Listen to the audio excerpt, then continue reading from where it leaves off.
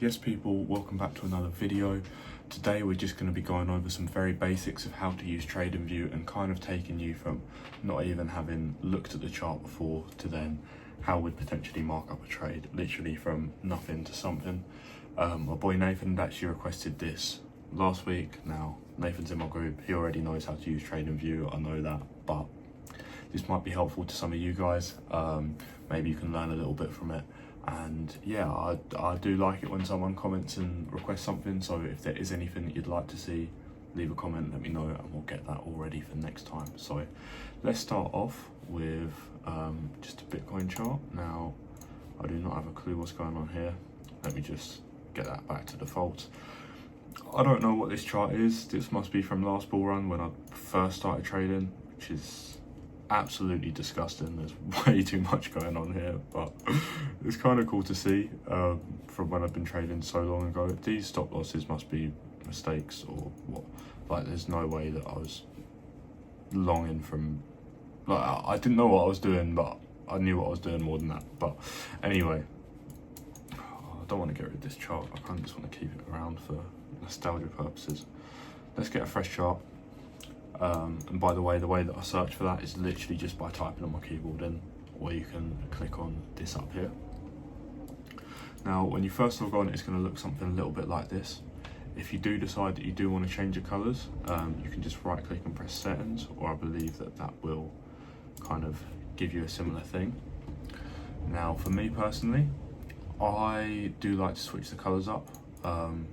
You know, a lot of people do say that like green is seen as like a psychologically good thing and red is seen as a psychologically bad thing, which isn't something that we necessarily should be feeling with trading, because we can make money when the market goes up or when the market goes down.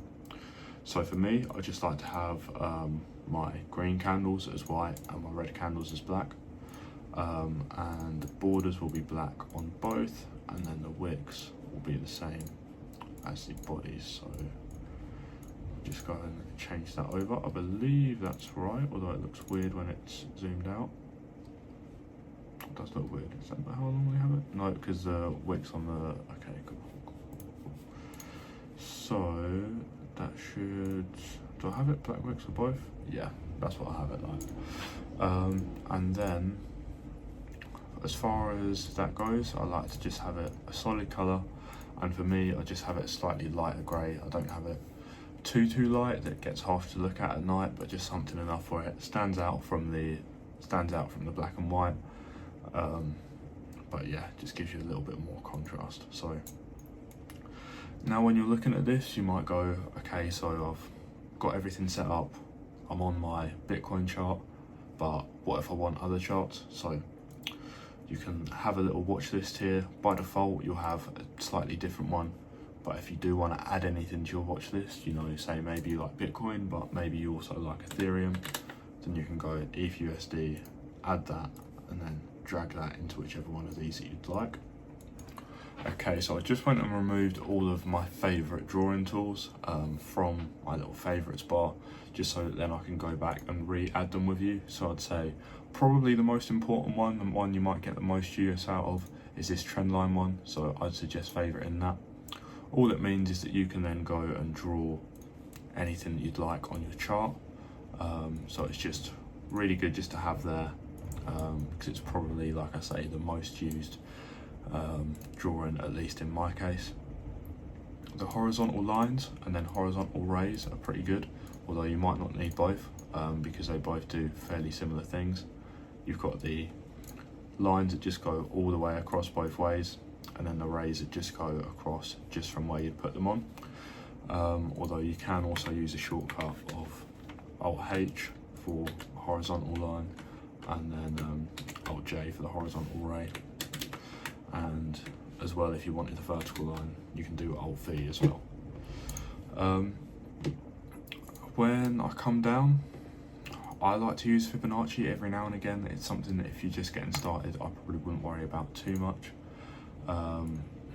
What we definitely do want though is a long and short position. This is just how you're going to mark up your risk to reward and your buys. So if you've got this here, for example, you can then look at that and then see that if your stop loss is here and your take profits here, you're then risking a 1-to-1. If you want more details then to copy into your MetaTrader, then what you can then do is then click on this here, and then it will give you some further details: entry price, profit level, stop level, everything that you can see there. And then the same is obviously true for your short positions as well. So after that, when we come down, you definitely want a rectangle, in my opinion.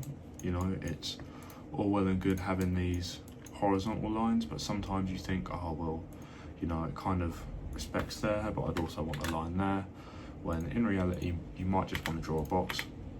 So you can have that rectangle there, and then you can see how now we've got a whole area that's being respected rather than just having to draw a bunch of little lines. As far as anything else in there, this is where you'll find the path tool. Again, this is really helpful, more just for illustrating to yourself and then maybe for showing other people what you're looking for. Then it just means you can kind of show where you think market's going. So, you know, maybe I might be saying, oh well, Bitcoin's definitely going to pull back after it hits 100k. So then maybe you then think, right, well, what do I think Bitcoin's going to do? Tap 100k, come down, you know, maybe move. I don't know. I'm just doing random drawings right now, but that gives you an example of what that can be used for. I like to use the circle tool as well, just because it's good for me if I want to then highlight a specific candlestick or something like that. You know, I can just leave a little circle around it just so I know to keep an eye out for it. Text can be good if you're wanting to annotate market structure or anything like that. And then we've got another measuring tool here. So that's kind of everything you need to know as far as the drawings and indicators go. I know I did go over quite a lot, so feel free to stop and then go back over it if you do feel the need to. But now what I might do instead is just have a little look at how we'd actually mark up a trade. Now, there's not a whole lot going on, and I know that I am kind of cheating here because obviously I've seen what happens, but what I'm going to do is I'm going to use this replay feature. Now, this replay feature can basically just take you back in time to a certain degree, so you can go and look back, see how you potentially mark up a trade, and then see whether it's then something that then does play out how you think that it would. That is something that's only included with TradingView Premium, but I do think if you're serious about trading, that's well worth doing. And there will actually be an affiliate link in the description for TradingView as well, purely because it's Black Friday coming up. TradingView normally do a banging Black Friday deal, so if you guys are going to sign up, you might as well sign up now. Now, this is something that I believe I had marked up on the channel, so as much as I say it's cheating, at least you know I was thinking it at the time as well. Generally, when you see a pattern like this, called a flagpole pattern, what it means is that then this impulse move up will then be mirrored once it breaks out of a long channel like this. So if we just wait for that to break out, as we know it does, I'd potentially like to see it come back down and retest it. So we'd just be waiting. I mean, this is on the daily chart, so you could be waiting a little while. We come back, we saw it retest, and now we want to have a look at our long position. So long position just means that we're putting in a buy. Where are we going to put the stop loss for our buy? So we're currently at 65,000. That right there is around 60,800. I'd maybe have it just below that low candle, but we obviously want to know where our price target is going to be. How far do we think our buy can go? Well, generally, when you see an impulse move like this coming in, you'll then see the same impulse move on the way out. So what we'd then do is then set our price target there at 98,000. Any details you then copy into your MetaTrader or your broker or however you do it that way. And then we'll just go and speed that up and watch that play out over the space of a few weeks. Not saying it's a trade that you necessarily would take, it's not one that I did take, but just so you know how that all works.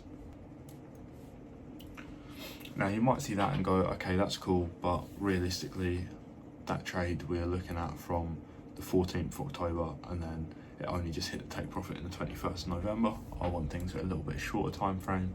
Well, that's why there's all these times up here. Now, if you just click on here, you can then choose which ones you want on your favorites, which will then control what comes up here. Or alternatively, you can literally just type in 5 for a 5-minute chart, or if you want 1 day, for example, you can do 1D. You can do 4 hour or anything like that. And then you might see things slightly differently. You might see other setups, potentially like a buy there or something like that. And yeah, that is going to be a super basic, super quick rundown of TradingView and how it all works. I will start to do more videos on my trades, how I trade, my strategies, things like that. But it's just getting a solid week's worth of content, I feel like, for that. And I haven't even really been trading last week. I've just been focused on growing my crypto portfolio and getting that all sorted. So yeah, maybe this week, if I've got some more time to trade, I'll keep all the trades in the bank, make a little video going over why I entered everything. I might give trading crypto a bit more of a try, because at the moment I only buy crypto rather than trade, but yeah, we'll see how we go. But I appreciate you guys watching this video and sticking through it. I'll see you all next week. If there are any more ideas, leave them in the comments. We'll get this going, and peace.